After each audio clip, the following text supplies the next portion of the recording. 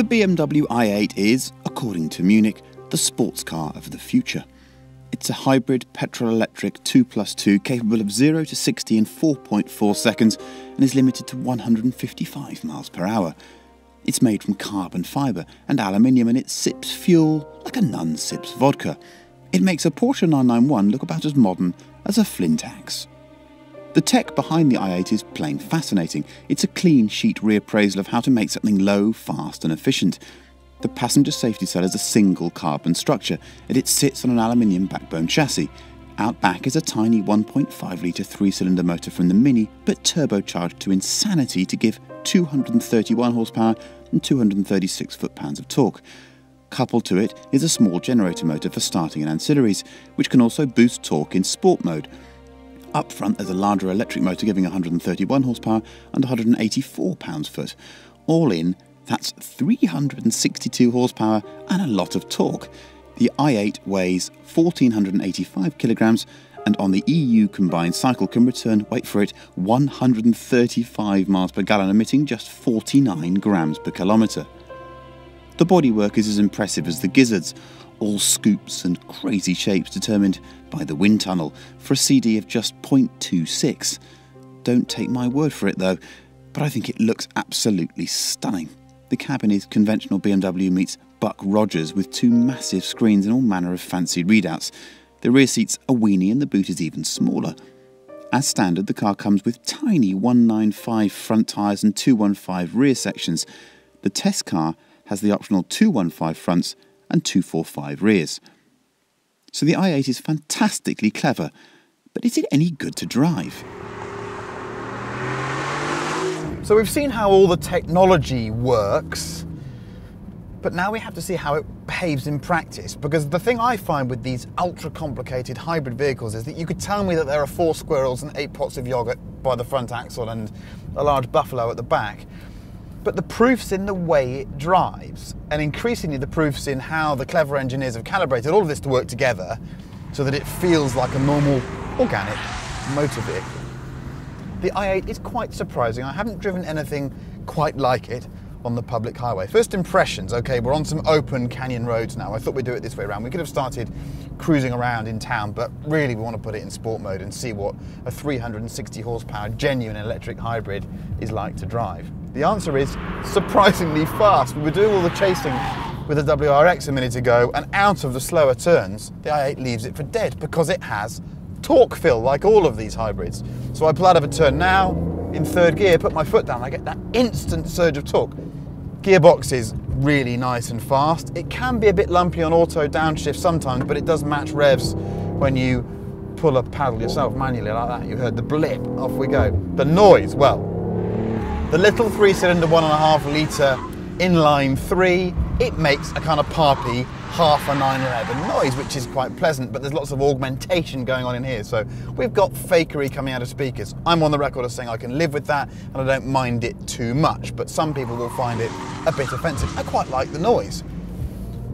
One thing I find strange about the i8 is that I try to sort of categorise cars by their sound signature. I get in them, and if it sounds a bit BMW M-like, inline 6, and raspy, that's a BMW M car. If it sounds a bit 911-like, it's a bit like a 911. Well, you get into the i8 and it sounds like a bit of a 911. The noise is behind you and it's discernibly sort of 3-cylinder, 6-cylinder-ish. It feels and sounds like a 911. What's the handling like?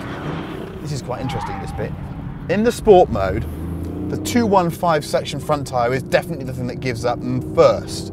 And it's quite a cautious chassis. It doesn't want you pulling massive great slides. Obviously I've tried on your behalf and it really doesn't want to do it on the road. You could, but you'd have to be a complete hooligan to make it happen. The steering is very light, very accurate car to place, but there's not much connection, but then we're getting used to that, aren't we? You learn a rhythm with this car and you tend to find that you want to be 1 gear up than you thought you should be because of the massive torque boost of the electric motor. And you create a rhythm with the car. You don't want to unsettle it too much. Does it feel 1,485 kilograms? No, it doesn't until you really start to throw it around and the mass builds up. But the centre of gravity is so low, there's an agility to the car that you really appreciate. a couple of times I found myself wanting to just hoof the car, you know, brutally use the throttle to alter the attitude of it through the corner, and I couldn't. I didn't get any response from either the electric motor or the internal combustion engine. That was quite interesting for me because the other 3 vehicles I've driven that I suppose have a similar hybrid capability, the 918, the P1 and the LaFerrari, admittedly expensive company, I know, they have that response. In the P1 you can sort of trim the throttle 3 or 4 times each corner. In this, I don't feel I can. I feel that the electric motor is less responsive than perhaps I'd been given to expect. But let's put all of this in context. This is a really exciting car to drive. The question I have to ask myself is, would someone who has been driving, for the sake of argument, a Porsche 911 for the last 5 years and has had a 997 and now a 991, would they still find this an appealing car to drive? I think they would. The balance here for me is that as an out-and-out sports car, it is missing something. It just doesn't feel that organic. It lacks a little bit of connection, and at times when you push it quite hard, even on the road, it doesn't respond quite the way a normal sports car would, but it's so close. The flip side is it brings new elements.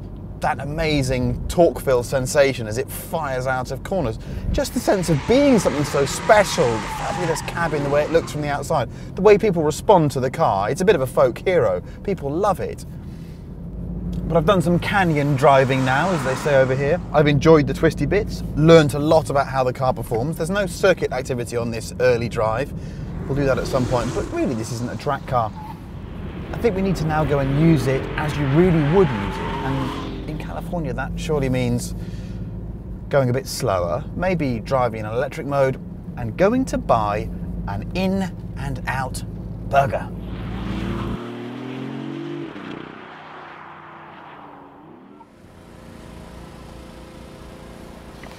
I'll spare you the pain of watching me eat a double animal style, I think it was, wasn't it? I think it was double animal style. What a burger. Anyhow, a great opportunity now to drive the car back in electric mode and try and understand what it's like when it's silent. I think part of the thrill of the i8 is the silence. The fact that it looks so futuristic. That's the fan coming on, really helpfully, as I say, silence. And we can just, look at that, just edge backwards now. And then we'll roll out of here quietly. Now, in much the same way, I'm a great believer in the joys of my little 2CV. I think this is another great motoring experience, something to be exploited and enjoyed. I can enjoy this the way I can enjoy drifting a P1. I know I crap on about that, but it's all about variety. This is something lovely. And when you're in town, the silence and the serenity help. They do also bring in some odd other issues that you hadn't thought about. For example, when you don't have a noisy, clanky combustion engine going away the whole time, you do hear other noises. So everything has to be really well tied together. In the i8, even these early cars, no squeaks and rattles, there really aren't. In fact, it's so quiet inside that when the camera equipment's bolted in, all you can hear is the camera squeaking. In all electric mode, we have about 37 kilometers of range, which is pretty good. I'm now in the sort of hybrid comfort mode, so it means that when I ask for a bit more of the car, the generator will come on and charge the battery. And if I ask for a bit more and more of the car, then it will cut in and actually give me more performance. Now, earlier, I found that I got a bit confused, or maybe I confused the vehicle itself, in that I asked a bit more of the car, and when the combustion engine cut in, it accelerated me faster than I thought it would. I then had to stop immediately, and when I took my foot off the throttle to hit the brake, it felt like the engine had kept going, a bit like an old school turbocharger as it sort of spooled up and carried on boosting when you didn't want it to. I suppose that's all down to the calibration. I have to say the dashboard ahead of me looks great, but I don't find it the clearest to see. Otherwise, in here, I mean, it's like you're being dropped into the year 2035. It's just spot on, just like the exterior. We were all discussing over our delicious double animal style.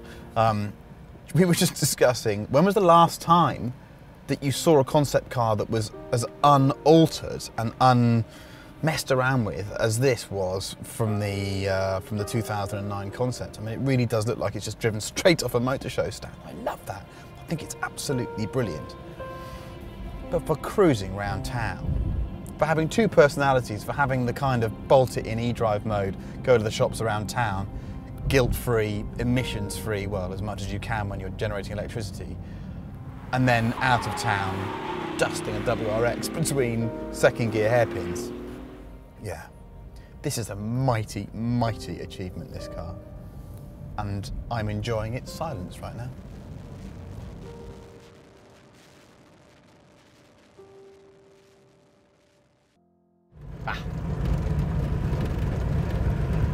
How can you not enjoy this?